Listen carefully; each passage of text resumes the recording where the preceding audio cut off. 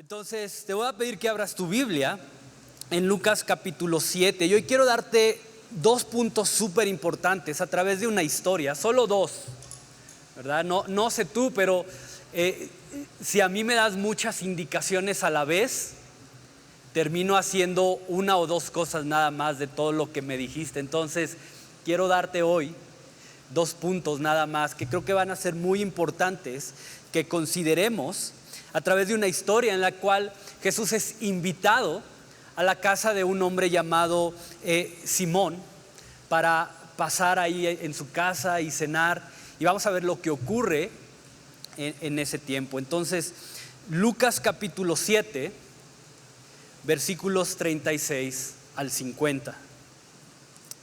Uno de los fariseos rogó a Jesús que comiera con él. Y habiendo entrado en casa del fariseo, se sentó a la mesa.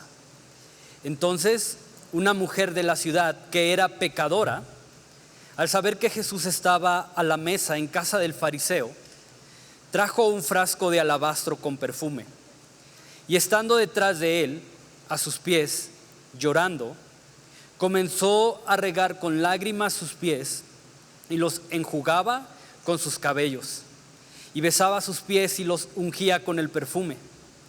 Cuando vio esto el fariseo que le había convidado, dijo para sí: si este fuera profeta, conocería quién y qué clase de mujer es la que le toca, que es pecadora. Entonces, respondiendo Jesús, le dijo: Simón, una cosa tengo que decirte. Y él le dijo: di, maestro. Un acreedor tenía dos deudores. El uno le debía 500 denarios y el otro 50. Y no teniendo ellos con qué pagar, perdonó a ambos. Di pues, ¿cuál de ellos le amará más? Respondiendo Simón dijo: pienso que aquel a quien perdonó más. Y él le dijo: rectamente has juzgado. Y vuelto a la mujer, dijo a Simón: ¿ves esta mujer?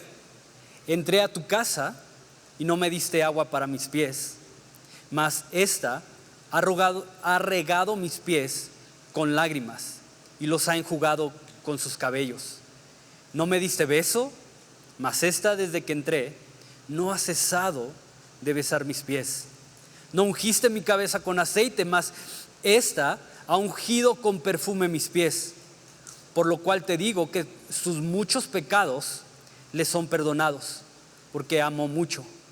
Mas aquel a quien se le perdona poco, poco ama.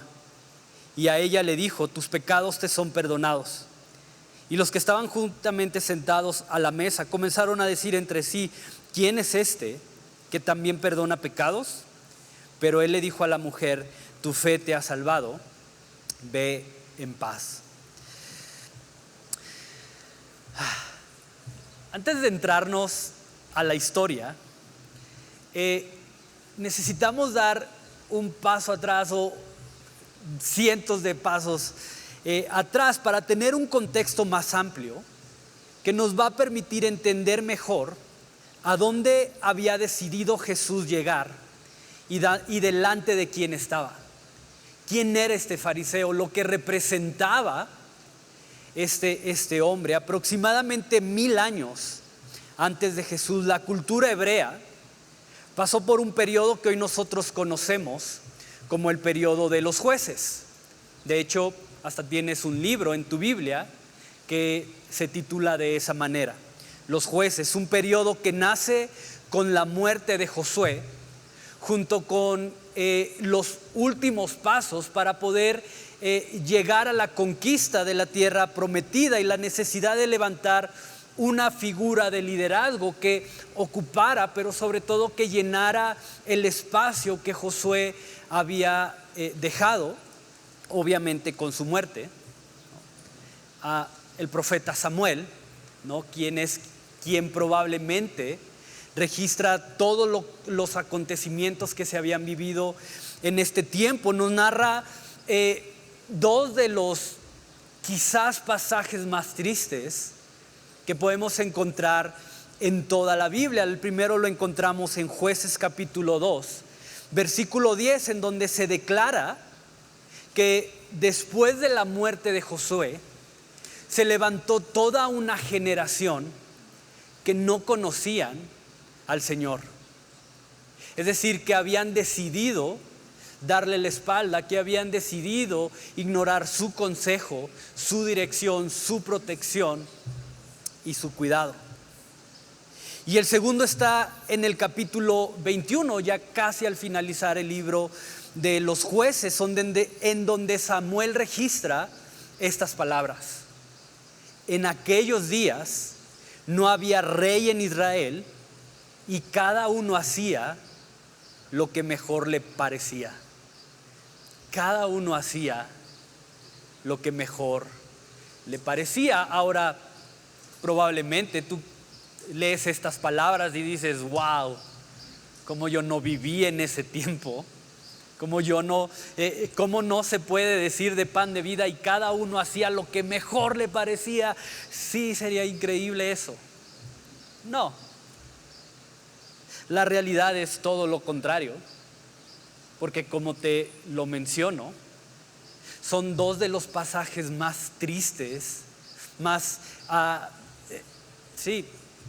no encuentro otra palabra, de los pasajes más tristes que tú y yo podemos encontrar en toda la Escritura. Y si lees el relato en Jueces, puedes identificar un patrón muy marcado, un patrón de comportamiento muy evidente que prevaleció durante muchos años entre el pueblo de Israel. Básicamente es un periodo en la historia en el que se desarrolla alrededor de este patrón. El pueblo de Dios se aleja de Dios motivado por la adoración a dioses falsos. Por esta causa Dios retira su protección, como de hecho lo había advertido que sucedería si ellos hacían este tipo de cosas. Y sin la protección de Dios, entonces pueblos vienen y los conquistan y los atacan, los oprimen, les quitan sus posesiones, se llevan su ganado, se llevan sus mujeres, son obligados a trabajar para estas naciones a través del cobro de impuestos muy altos.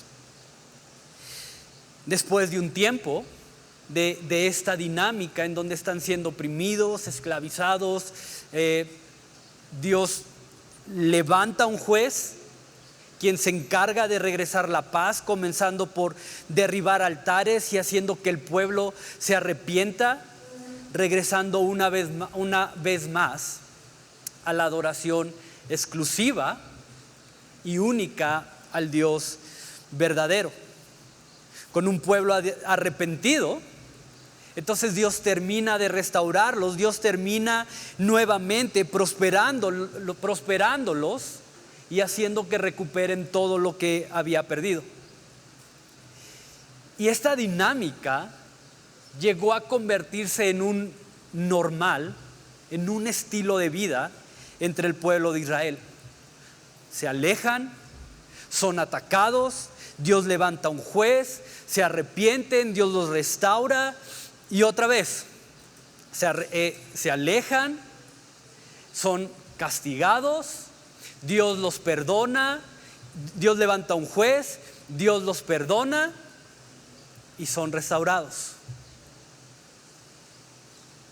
Solamente en el libro de los Jueces se repite más o menos este mismo ciclo unas 10 veces en un periodo relativamente corto, en un periodo de aproximadamente 150 años. Ahora, y esto es lo interesante, a esto voy con esto. Cientos de años más tarde, más o menos unos 200 años antes de Jesús, un grupo de líderes quienes se dedicaban a estudiar las escrituras y a estudiar la historia del pueblo, comenzaron a darse cuenta que a medida que este patrón se repetía continuamente en la historia del pueblo de Israel, se generaban los peores momentos y los más trágicos momentos para el pueblo. Es decir, comenzaron a entender que cada vez que el pueblo caía en prácticas que los alejaba de Dios, al poco tiempo enfrentaban temporadas de desgracia en el que el pueblo era sometido y saqueado por otras naciones, inclusive naciones mucho menos poderosas que ellos mismos. Entonces estos líderes, decididos en su corazón a arrancar de raíz este ciclo, se levantan y comienzan una restauración completa, una restauración profunda a nivel religioso mediante una serie de ritos y normas con el objetivo de cuidar el bienestar, de cuidar la integridad del pueblo de Israel. Te estoy hablando de los fariseos, hombres que en su momento el celo por ver cómo el pueblo mismo provocaba estos ciclos de desgracia y tratando de evitarlo, dijeron: ¿sabes qué? Necesitamos hacer algo. Necesitamos estudiar más a profundidad las escrituras, necesitamos detener estos ciclos que lo único que nos han traído es destrucción y muerte. Entonces vamos a hacer un conjunto de leyes, un conjunto de normas para respetarlas, para obedecerlas y con ello garantizar que estos ciclos no se vuelvan a repetir. Para el tiempo de Jesús, estos hombres eran los más importantes y lo más poderoso a nivel social, a nivel económico, a nivel político y obviamente a nivel religioso de la época. El problema es que su celo por mantener la pureza y la integridad del pueblo de Israel fue tan grande, fue llevada a un extremo que terminaron perdiendo la sensibilidad y el enfoque del por qué se habían levantado en esta lucha por mantener la pureza, lo que provocó que se convirtieran en un grupo extremadamente peligroso, en un grupo radical, en un grupo que era más guiado por el impulso de sus emociones que realmente guiados por el espíritu, por el corazón mismo de Dios. Se volvieron tan insensibles, perdieron tanto de vista el enfoque, que comenzaron a creer que tenían la autoridad y la aprobación de Dios hasta para matar a quien según ellos representaba una amenaza, representaba una tranquilidad para el bienestar y para la tranquilidad del pueblo. De hecho, eran instruidos a que creyeran profundamente y que defendieran profundamente esta frase: es preferible que muera uno. Escucha eso, es preferible que muera una persona a que muera todo el pueblo. Es preferible que nosotros mismos tomemos la justicia en nuestras manos y que muera uno, pero que no paguemos todos los demás. Por eso cuando encontramos fariseos en la Biblia, por lo general, repito, por lo general, aparecen señalando y condenando a quienes según ellos rompían las reglas. Y en su afán de ver libre al pueblo del pecado, terminaron por odiar al pecador. En eso se convirtió un fariseo.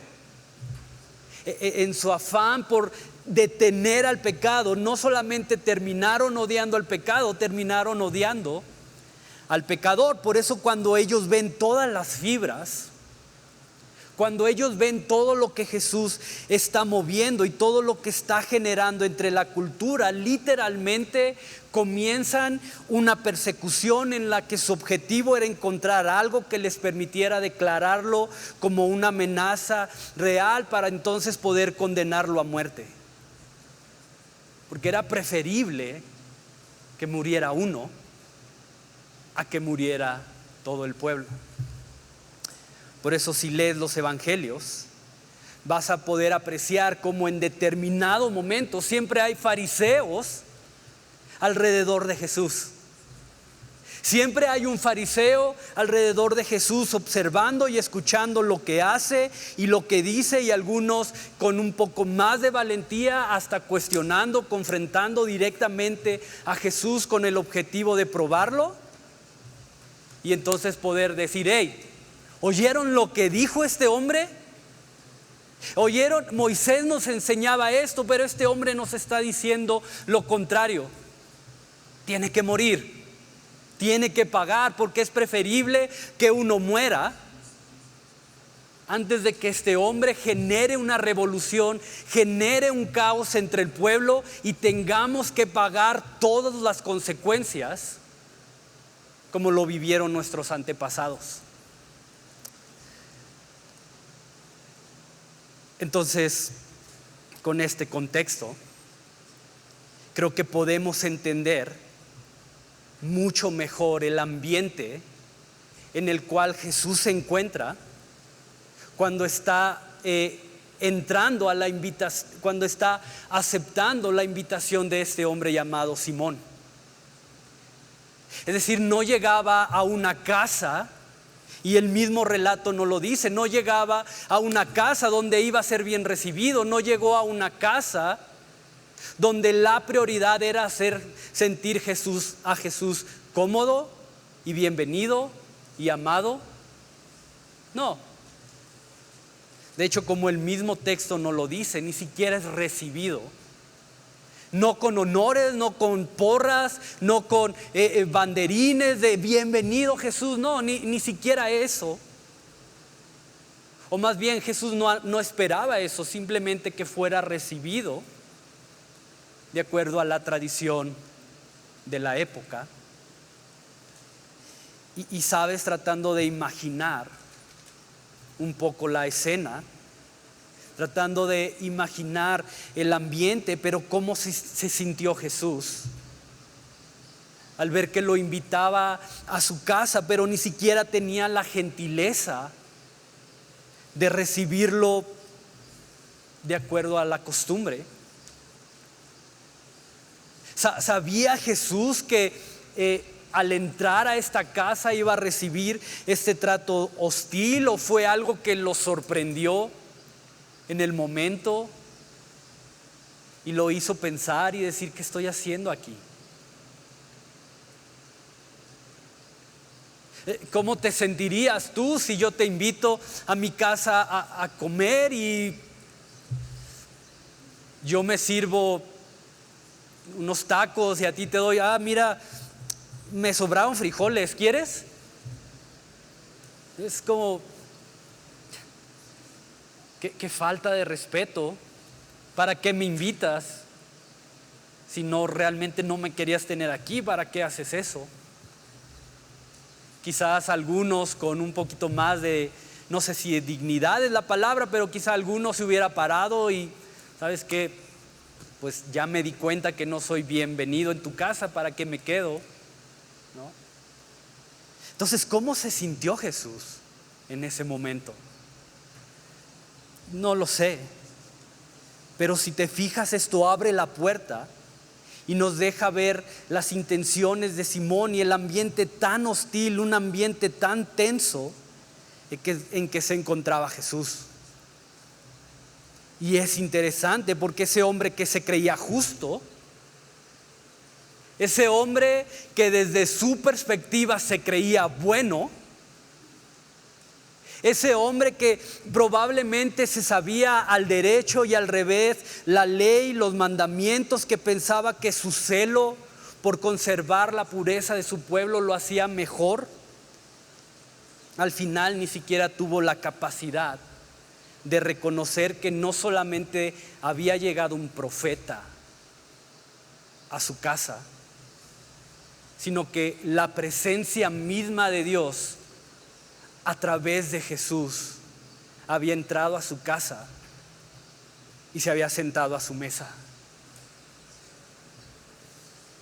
Y quiero que medites en esto, porque lo que no pudo reconocer un hombre religioso lo que no pudo hacer un hombre con las credenciales que seguramente tenía Simón, sí lo pudo reconocer una mujer que llevaba marcada socialmente y quizás en su alma la etiqueta de pecadora. Y me encanta que Lucas lo registra así. Me encanta que Lucas no busca adornar, simplemente dice versículo 37, entonces una mujer de la ciudad que era pecadora, porque eso es lo que era, una pecadora. Y me encanta porque el Jesús que conocía perfectamente tanto el corazón endurecido de Simón como el corazón quebrantado de esta mujer en un punto de esta escena, Jesús se vuelve accesible para ambos. En una misma mesa está el corazón endurecido de Simón, el corazón quebrantado de una mujer pecadora, y en medio de ellos está el Dios hecho carne, presente. ¿No te encanta eso? ¿No te encanta saber que en Jesús hay espacio para el religioso, pero también hay espacio para el que hoy viene con un corazón roto? Para aquel que hoy viene con un corazón lastimado, herido. Porque sabes, no importa cómo has venido o de dónde has venido. No importa la etiqueta que quizá el día de hoy vienes cargando, porque por tus decisiones, por tu manera de ver la vida, o simplemente porque otros en su fariseísmo han decidido ponerte una etiqueta. Pero no importa. No importan tus éxitos, no importan tus fracasos. Jesús se sienta a la mesa y está presente y se vuelve cercano. Y lo que tú y yo muchas veces no queremos hacer, Jesús lo hace. Y la mesa con la que tú y yo muchas veces no queremos compartir, Jesús viene y se sienta justamente con esa persona. Y quiero que medites en esto, porque ese hombre religioso y celoso de su nación, al igual que esta mujer con etiqueta de pecadora, sin notarlo, compartían exactamente la misma necesidad. El fariseo, el incansable, el intocable, y la mujer en el piso comparten la misma necesidad. Me gusta cómo lo dice un pastor yo se lo escuché a un pastor en Veracruz, no sé si es su idea original, pero dice, delante de la cruz el piso es parejo, que todos estamos al mismo nivel, todos compartimos exactamente la necesidad y sabes, al igual que Simón, al igual que esta mujer pecadora, hoy tú y yo compartimos la misma necesidad, y es Jesús. Tú no necesitas que las cosas cambien. Como prioridad, repito, como prioridad. Tu prioridad y mayor necesidad se llama Jesucristo. Por eso, aunque muy probablemente Jesús conocía las intenciones de Simón, Jesús no lo rechaza, y por eso deja que esta mujer con su pecado se acerque a él a limpiar y a besar sus pies, porque ambos necesitaban estar a la mesa con él, ambos corazones necesitaban ser expuestos. Ahora es interesante porque las mujeres que llevaban este título, el título de pecadora, es porque muy probablemente habían decidido abiertamente dedicarse a la prostitución. Era eso, esta mujer que viene a los pies de Jesús. Entonces esta mujer era alguien que había decidido entregar parte de su vida y la totalidad de su cuerpo a actos vergonzosos y a actos inmorales. Pero quiero que notes esto, porque en un instante esta mujer impura, esta mujer pecadora estaba ocupando el lugar que un hombre que se creía religioso simplemente no pudo ni quiso ocupar. Una mujer marcada por el peso de sus decisiones tuvo la capacidad de postrarse a los pies de Jesús, desbordando todo su ser, todos sus recursos en un profundo acto de adoración. Ahora, el texto no nos da detalles de la mujer, ni siquiera nos dice su nombre, no nos dice cómo se enteró que Jesús estaba ahí, no nos dice cómo supo que que Simón no había recibido a Jesús de la manera correcta. Lo único que nos deja ver es que era una mujer con un corazón profundamente quebrantado. Quizá era una mujer que por años estuvo conteniendo el llanto. Quizá fue una mujer que por años estuvo buscando una respuesta a cómo había terminado haciendo lo que hacía. ¿Cómo acabé aquí? Quizá por años estuvo buscando cómo bajar el volumen de las voces en su cabeza que la condenaban día tras día, acto tras acto. Quizá por años estuvo buscando una salida de su condición. No lo sé. Y quizás tú hoy vienes igual. Quizás hoy tú vienes buscando una respuesta. ¿Cómo es que acabaste en este lugar? Quizás hoy vienes buscando una respuesta en tu cabeza o una respuesta que te indique por qué tomaste esa decisión. ¿Por qué, si sabías que eso no era bueno, por qué aún así dijiste, lo voy a hacer? Quizá hoy estás buscando una salida a una situación específica. No lo sé. Pero el corazón quebrantado de esta mujer la posicionó en adoración delante de aquel que tenía el poder para transformar su vida. Y ojo, porque el único que podía juzgarla, el único que podía condenarla, le dijo: tu fe te ha salvado, ve en paz.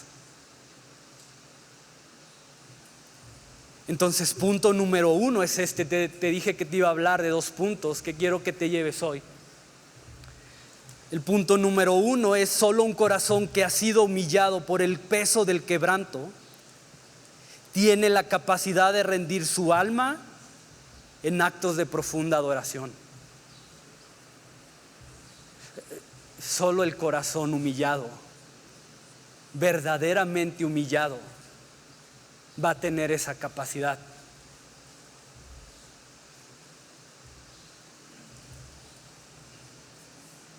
El corazón religioso ya lo sabe, no necesita que nadie le enseñe, no necesita que nadie le diga, no necesita, al contrario. Yo estoy aquí para juzgar, yo estoy aquí para criticar, yo estoy aquí para decir lo que se debe hacer, lo que está bien, lo que está mal. Pero el corazón humillado, antes de eso, desborda todo su ser en profundos actos de adoración. Entonces quiero que veas lo profundo de esto, porque no importa cuánto sepas de la Biblia, escucha esto, no importa cuánto sepas de esto, eso no te convierte en un adorador. No importa cuánto tiempo estés sirviendo o hayas servido en un ministerio, eso no te hace un adorador. Venir a la iglesia simplemente no te convierte en un adorador, porque Jesús busca adoradores que le sirvan en espíritu y en verdad. Señor, pero nosotros adoramos en este monte, pero aquí tenemos este pozo que nuestros antepasados nos dejaron. Y, dijo Jesús, y yo busco adoradores que me adoren en espíritu y en verdad. Y solo un corazón quebrantado que reconoce su condición y que reconoce quién es Jesús tiene la capacidad de desbordar todo su ser en actos de adoración apasionada. Entonces quizá lo que hoy estás viviendo es una oportunidad que Dios está poniendo delante de ti. Lo que hoy estás viviendo es Jesús sentado a la mesa para que puedas responder en adoración y fe a Él. No desaproveches esa oportunidad. Y me encanta porque mientras esta mujer está adorando a Jesús, dice el texto que Jesús está pensando: mira, si este hombre realmente fuera profeta, sabría quién le está tocando los pies y no lo permitiría. Y mientras Simón deja ver la dureza de su corazón, Jesús está viendo a una mujer con el potencial, no por ella, sino por Jesús mismo, de ser restaurada. Porque sabes, Jesús lo cambia todo. Y Él da vida donde antes solo había muerte. Él trae esperanza y restauración donde otros solo pueden ver crítica y menosprecio. Él trae luz a la oscuridad. Y quiero que veas lo que dice Isaías 57:15. Dice esto: porque así dijo el alto y sublime, el que habita en la eternidad y cuyo nombre es el Santo. Yo habito en la altura y la santidad, y con el quebrantado y el humilde de espíritu, para hacer vivir el espíritu de los humildes y para vivificar el corazón de los quebrantados. Yo habito, yo permanezco, yo estoy con el de espíritu humilde, con el de corazón quebrantado. Y decían los fariseos: es preferible que muera uno a que muera todo el pueblo. Y quizás sin saberlo, quizás realmente sin entender lo que estaban diciendo, pero efectivamente la muerte de uno, de Jesús, vino y trajo salvación a esa mujer. Vino y trajo salvación a Simón. Vino y te ofrece salvación a ti. Porque la sangre de Jesús, a través del perdón, tiene poder de borrar tu pasado. La sangre de Jesús derramada en la cruz tiene poder para redimirte, redimir tu presente y para darte un futuro glorioso y eterno a su lado. Y quiero que regreses a Lucas 7 y termino con esto. Lucas 7:50.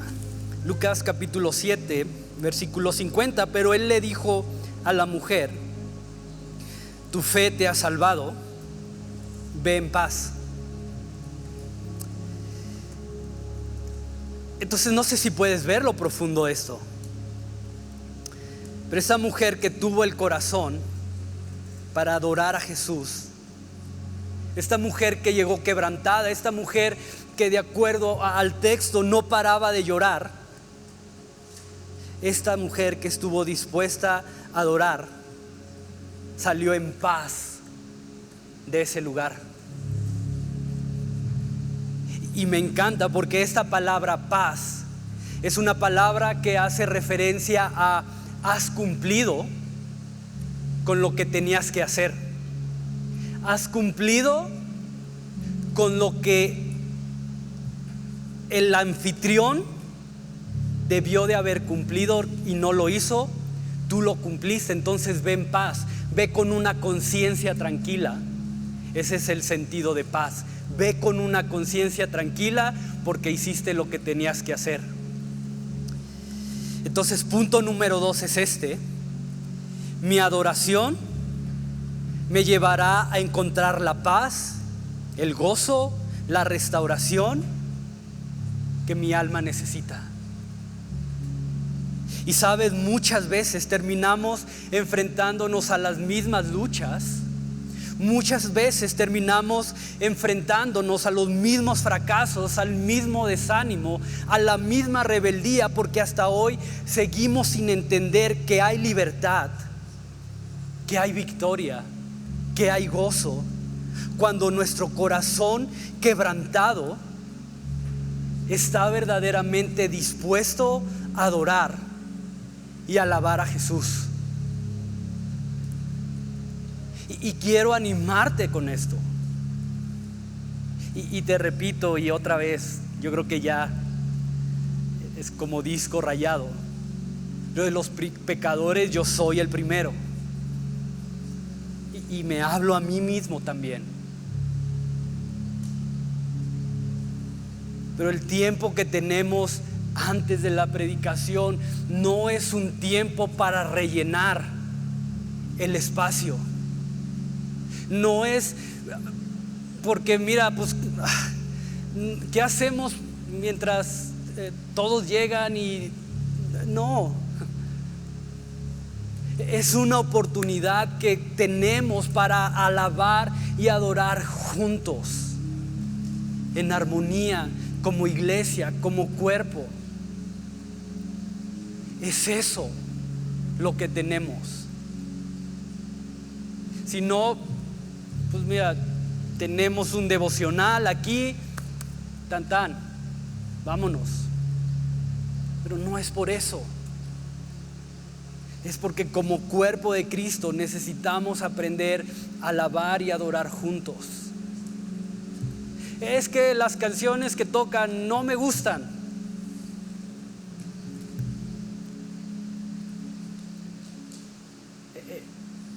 No lo tomes a mal, pero no me gusta Soy una serpiente que anda por el bosque, y cuando hacen la rueda ahí te jalan para que vayas y ahí vas. Ay. ¿No? Y no me gusta, y yo he participado de eso, aunque no me guste. ¿Cuánto más no hacerlo para nuestro Dios y Señor? ¿Cuánto más no ceder un poco con tal de que no ocurra lo que ocurrió en Jueces?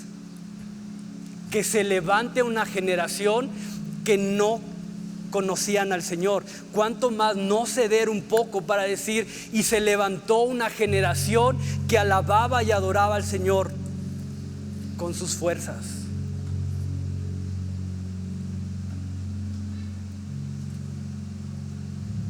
Porque lo que modelas se repite,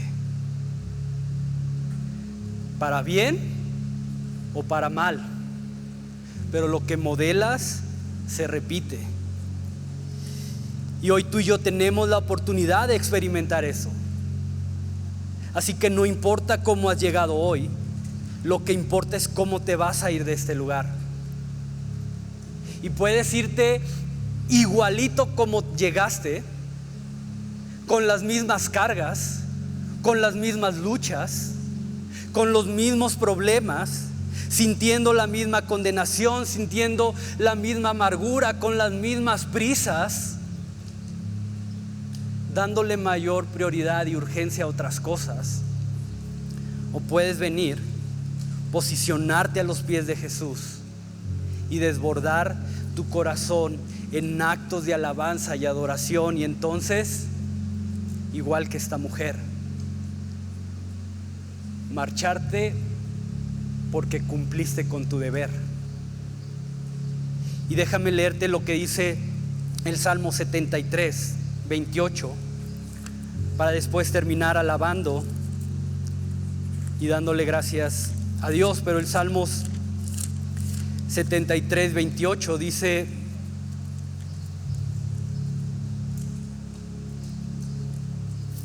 pero en cuanto a mí, el acercarme a Dios es el bien. He puesto en Jehová el Señor mi esperanza, para contar todas tus obras. En cuanto a mí, el acercarme, el permanecer en Jesús es el mejor bien que puedo poseer. Entonces la paz que estás buscando no se encuentra en que las cosas pasen, no se encuentra en que las cosas mejoren o sean perfectas. Se encuentra cuando aprendes a estar a los pies de Jesús en alabanza y adoración.